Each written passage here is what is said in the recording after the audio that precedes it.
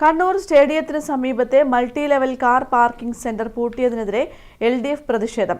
അഴിമതിയുടെ നിത്യസ്മാരകമായി car parking സെന്ററിനെ കണ്ണൂർ കോർപ്പറേഷൻ മാറ്റിയതായി LDF ആരോപിച്ചു. കണ്ണൂർ മണ്ഡലം LDF സ്ഥാനാർത്ഥി കടന്നപ്പള്ളി രാമചന്ദ്രന്റെ നേതൃത്വത്തിലായിരുന്നു പ്രതിഷേധം.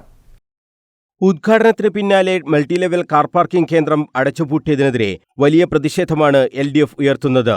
സ്റ്റേഡിയത്തിന് സമീപത്തെ കാർ പാർക്കിംഗ് സെന്ററിനാണ് താഴെ വീണത്. ഈ വിഷയം തെരഞ്ഞെടുപ്പ് പ്രചരണമായുധമാക്കുകകൂടിയാണ് LDF കണ്ണൂർ മണ്ഡലം സ്ഥാനാർത്ഥിയായ രാമചന്ദ്രൻ കടന്നപ്പള്ളി തന്നെ പ്രതിഷേധത്തിന്റെ മുൻനിരയിൽ നിൽക്കുകയും ചെയ്തു. ജനങ്ങളുടെ നികുതിപ്പണം ഉപയോഗിച്ച് പണിത കാർ പാർക്കിംഗ് സെന്റർ തുരുമ്പെടുത്ത് നശിക്കുന്ന സ്ഥിതിയിലേക്ക് എത്തിയതിന് ഉത്തരവാദി ആരാണെന്ന് കടന്നപ്പള്ളി ചോദിച്ചു. പകൽ വെളിച്ചം പോലെ ജനങ്ങൾക്ക് അറിയാവുന്ന കാര്യമാണ്.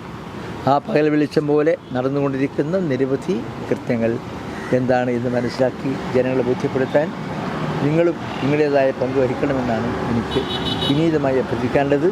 അഴിമതി ലക്ഷ്യമിട്ട് മാത്രമാണ് ഇത്തരത്തിൽ ഒരു കാർ പാർക്കിംഗ് സെന്റർ ഉണ്ടാക്കിയതെന്നും LDF നേതാക്കൾ ആരോപിച്ചു. PK Sabareesh Kumar, advocate P Jayaraj, U Babu Gopinath, C Dheeraj, KP Prasanth, corporation കൗൺസിലർമാരായ VK Prakashini, MP Anilkumar, doctor KC Vatsala തുടങ്ങിയവർ സംസാരിച്ചു.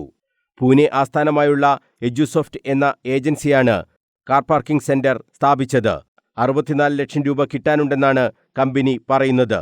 ഈ തുക ലഭിക്കാതെ സെന്റർ പ്രവർത്തിപ്പിക്കാൻ കഴിയില്ലെന്നാണ് കമ്പനിയുടെ നിലപാട്.